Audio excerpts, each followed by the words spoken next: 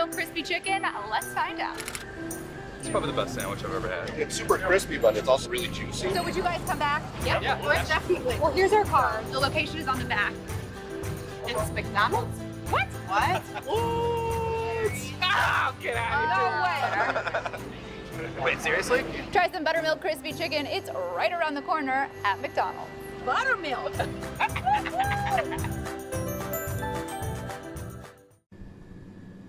Back here on Ask the Coach, let's take a look at the final stats from last night's ball game. Allen County Scottsville winning 26-20. Glasgow with 8 first downs on the night, ACS with 19. Scotties had 103 yards rushing, 143 yards passing, a total of 246. ACS 327 on the ground, 25 passing for a total of 352.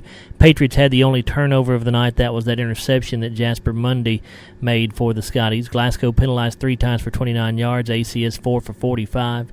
Scotties had the ball 62 offensive plays, 16 minutes and 23 seconds. ACS 70 offensive plays, 31 minutes and 37 seconds. For the Scotties, individually, leading rusher was Kyle Nixon, 15 carries, 63 yards, 1 touchdown, a long of 20. Desi Austin carried 7 times for 31 yards. Jasper Mundy 3 for 8. And Griffin Murphy had the 1 carry for 1 yard, which went for a touchdown. Desi Austin through the air 12 of 30 for 143 yards, 1 touchdown, no interceptions. Griffin Murphy, the leading receiver, 7 catches, 102 yards, 1 touchdown. That touchdown went for 73 yards, which was obviously the longest play of the night for the Scotties.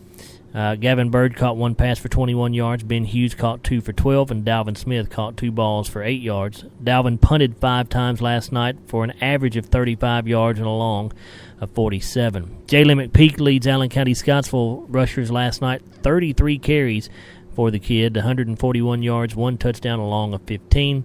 The quarterback, Chase Wilson, the second leading rusher, 12 carries, 64 yards, and 1 touchdown. Nick Brown added 2 carries, 53 yards, and a touchdown. Chase Wilson through the air was 3 of 10, 25 yards, 1 interception on the night. He also had a touchdown passing as well.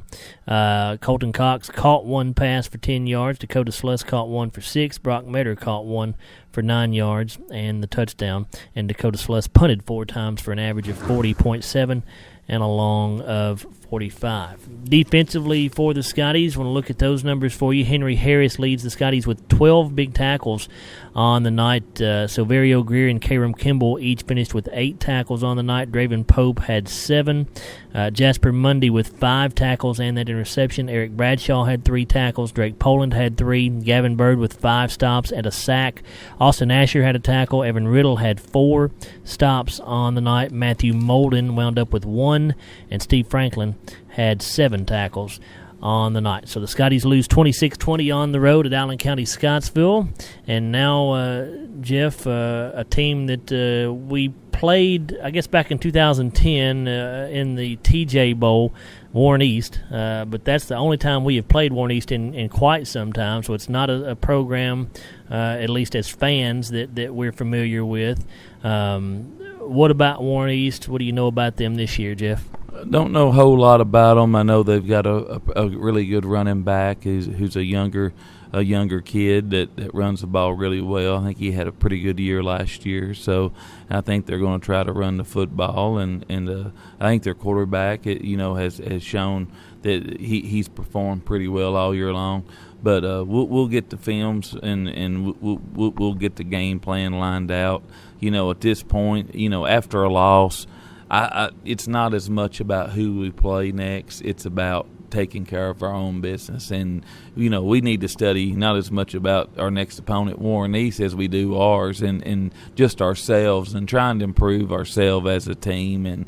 But going to Warren East, it's another 4A high school that we'll play, and it'll be an uphill battle for us.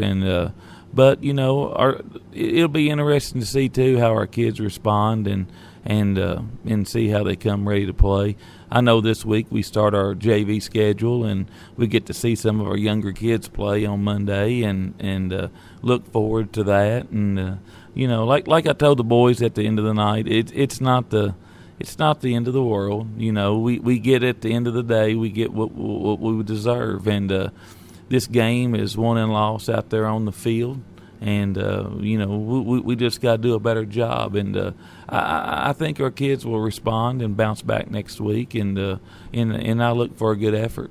Appreciate your time this morning, Jeff. Thank you, Joe. That's Scotty head coach Jeff Garman. When we come back, Brad Atwell will sit down with Berrien County head coach Jeff Griffiths as they'll discuss their game with Monroe County last night. Back here on Ask the Coach after this timeout.